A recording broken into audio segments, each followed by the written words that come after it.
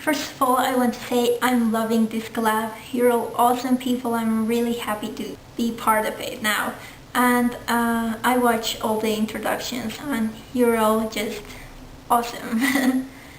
Made of awesome. It's the best description I can come up with. So yeah, and I agree about having conversations more on the videos than leaving comments. So I will try to do that too, and I prepared a whole list of things I want to say in reply to everyone. So here we go. Heads up 20 ups, it's Monday. By the way, Danielle, I'm so glad that you brought that game up because it brought back many memories of when I played it around 5th, 6th grade, a little middle school. Good times. I was terrible at it though because I never guessed right. I was always like really hoping no one could pick me. But yeah, it was really fun. By the way, I wanted to talk about music because I think that's something everyone else talked about and I sort of forgot. But also, Danielle, you said you liked and even loved some classical music, but it wasn't your go-to music, sort of. Yeah, I'm like the same way. I really like classical music. Maybe it's not the first kind of music I could think of listening, but I really do enjoy it. And I think I have for a long time, ever since I was really little and I took ballet lessons. I've loved it since then, and I didn't really take ballet for long. I quit and then never went back and have since lost all my flexibility pretty much. But yeah, it's a good memory too. So Rima, you mentioned you loved purple, and I have to agree that purple is an awesome color. I really liked it too. My favorite would probably be pink. But purple could be a close second. So yeah, I'm also in the no driving boat. And for me it's not so much that I can't, but I never learned, or I haven't learned, because it's always in the back of my mind, like one day I will learn. Maybe it will make my life easier, but mostly I'm hesitant about it because I have the worst sense of direction. I never know where things are. Like I turn around and suddenly the world is a different place and I don't know where to go. So that could be kind of scary, having to know where I'm going while I'm driving and not get lost. But it's something I can learn, get used to it, just not for the moment.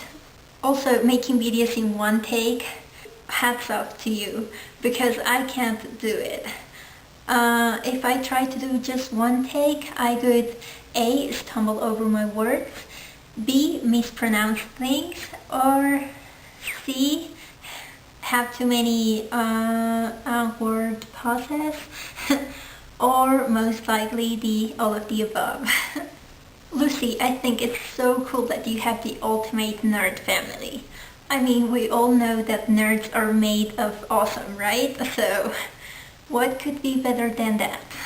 And the things you made out of vinyl, is that how you pronounce it? They're just really cool. I could love to have some of those.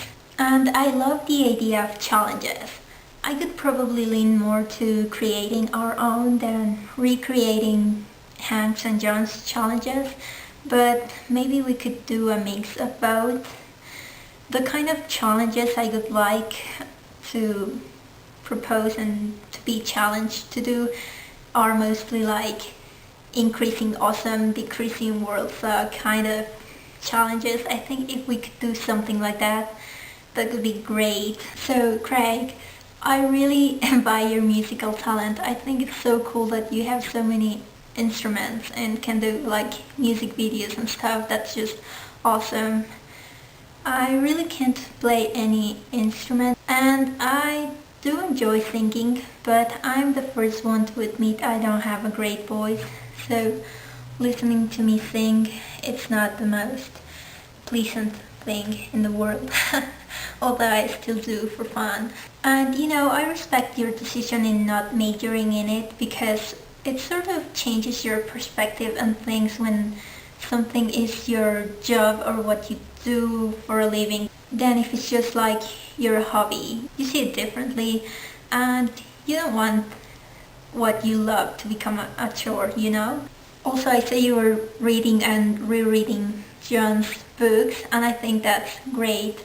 I recently bought and read Looking for Alaska, and it's the first book that I read of John, and I really liked it. I really want to read more the rest of the books he has written, but they aren't sold here, so I have to order them online, and I haven't gotten to it, but I definitely will. TJ, in your video you said that last week you managed to leave out a lot about yourself, and I think that probably happened to all of us because we're so complex as humans that we can't define ourselves in just even half an hour. I think it couldn't be enough, but I think that's what's really cool about this collab, that we can get to know each other better and better as weeks go by. And yeah, I think right now we are all like the tip of the iceberg, and we'll continue to find out more about the rest of us. Also, maybe it's like a self-discovery thing. I get to know more about you guys, but at the same time I find out more about myself and think about myself in ways and perspectives that I hadn't considered yet. I don't know, maybe I'm just a little crazy, really interested in interpersonal and interpersonal relationships and intelligences and stuff. Yeah. And you ask a question, right? That why do people hold on to more innocent, outdated versions of other people? And it's a good question, kind of hard one. I think it might have something to do with our kind of fear of change. Most people I know don't like change. So maybe in your mind when you meet someone or learn something about someone, you form a certain idea about the person.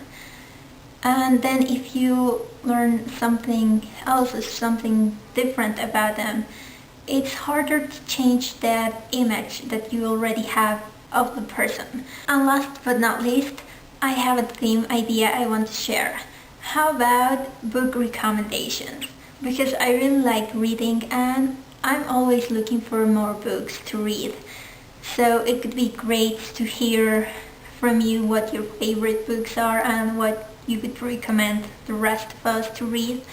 That could be really cool, and it's a theme that doesn't necessarily take up an entire blog or week. So we could talk about that and continue our conversations with each other. So yeah, that's my contribution this week. I hope you're all doing great. DFTVA.